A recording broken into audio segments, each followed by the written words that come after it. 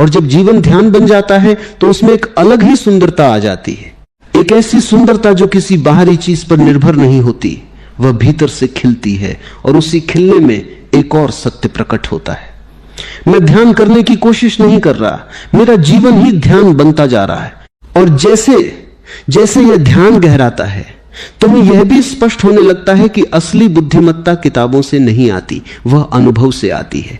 और अनुभव तब होता है जब तुम पूरी तरह जागरूक होकर जीते हो, जब तुम हर चीज को बिना किसी पूर्वाग्रह के देखते हो। और इसी देखने में तुम्हारी समझ इतनी गहरी हो जाती है कि तुम्हें किसी बाहरी ज्ञान की जरूरत नहीं रहती, क्योंकि तुम खुद एक जीवित ज्ञान बन जाते हो। और उसी जीवित ज्ञान में एक और बोध जन्म लेता है। मैं जानकारी नहीं इकट्ठा कर रहा, मैं अनुभव कर रहा हूं, और यही अनुभव मेरी असली बुद्धिमत्ता बन रहा है। और जब यह बुद्धिमत्ता गहराती है तो तुम्हारा जीवन एक प्रवाह बन जाता है। अब तुम चीजों को नियंत्रित करने की कोशिश नहीं करते, तुम बस बहते हो। और यह बहाव कोई कमजोरी नहीं है, यह सबसे बड़ी शक्ति है, क्योंकि जो बहता है वही जीवित रहता है, और जो पकड़ता है वह सड़ने लगता है। और उसी बहाव में एक और अनुभव उभरता है, मैं जीवन को नियंत्रित नहीं कर रहा, मैं उसके साथ बह रहा हूं, और इसी बहाव में मेरा असली विस्तार हो रहा है। और शायद यही वह बिंदु है जहां तुम पहली बार सच में समझ पाते हो कि बड़ा बनने का रहस्य कुछ बनने में नहीं, बल्कि हर उस चीज को छोड़ देने में है जो तुम नहीं हो। और जैसे जैसे तुम छोड़ते जाते हो वैसे वैसे तुम्हारा असली स्वरूप अपने आप प्रकट होता जाता है, बिना किसी प्रयास के, बिना किसी दिखावे के। जैसे सूरज बिना कोशिश के चमकता है, वैसे ही तुम भी अपने स्वभाव में चमकने लगते हो, वैसे ही प्रकट होता जाता है। और उसी चमक में एक अंतिम प्रतिध्वनि उठती है। मैं कुछ बनने की कोशिश नहीं कर रहा, मैं जो नहीं हूं उसे छोड़ रहा हूं, और इसी छोड़ने में मेरा असली रूप अपने आप प्रकट हो रहा है।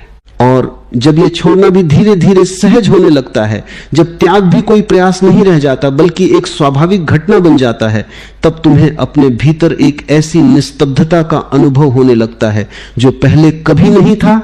जैसे भीतर कोई गहरा सरोवर हो जिसमें कोई लहर नहीं उठती, और उसी शांत जल में पहली बार तुम अपने असली चेहरे को देख पाते हो, बिना किसी विकृति के, बिना किसी भ्रम के। और यह देखना इतना सच्चा होता है कि उसमें कुछ जोड़ने की, कुछ बदलने की कोई इच्छा ही नहीं बचती, क्योंकि जो दिखाई दे रहा है वही पूर्ण है, वही पर्याप्त है।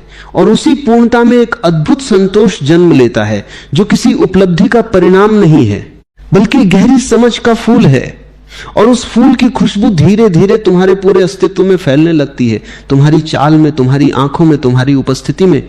और अब तुम्हें कुछ कहने की भी जरूरत नहीं होती, क्योंकि तुम्हारा होना ही एक संदेश बन जाता है। और यही वो क्षण है जहां जीवन एक नई दिशा में खुलता है, जहां अब तुम पाने के लिए नहीं जीते बल्कि होने के आनंद में जीते हो। और इस होने में एक ऐसी समृद्धि है जो किसी भी बाहरी संपत्ति से बड़ी है, क्योंकि बाहर जो भी है वह कभी भी छिन सकता है, लेकिन जो भीतर है वह अडिग है, अचल है। और उसी अचलता में एक और बोध उभरता है, मैं बाहर की चीजों पर निर्भर नहीं हूं, मैं अपने भीतर स्थापित हूं, और इसी स्थापना में मेरी असली समृद्धि है। और जैसे जैसे यह समृद्धि गहराती है, तुम्हें यह भी दिखाई देने लगता है कि अब तक तुमने जीवन को एक संघर्ष के रूप में देखा था, एक ऐसी लड़ाई जिसमें हर दिन कुछ जीतना है, कुछ बचाना है। लेकिन अब तुम्हें स्पष्ट हो जाता है कि जीवन कोई युद्ध नहीं है, वह एक नृत्य है, एक खेल है। और इस खेल को वही व्यक्ति आनंद से जी सकता है जो इसे गंभीरता से नहीं लेता, जो इसे पकड़ने की कोशिश नहीं करता। और जैसे ही यह समझ भीतर उतरती है, तुम्हारे भीतर का बोझ अपने आप गिरने लगता है, और उसी हल्केपन में एक और अनुभव जन्म लेता है। मैं जीवन को एक खेल की तरह जी रहा हूं, और इसी खेल में मेरा हर क्षण उत्सव बनता जा रहा है।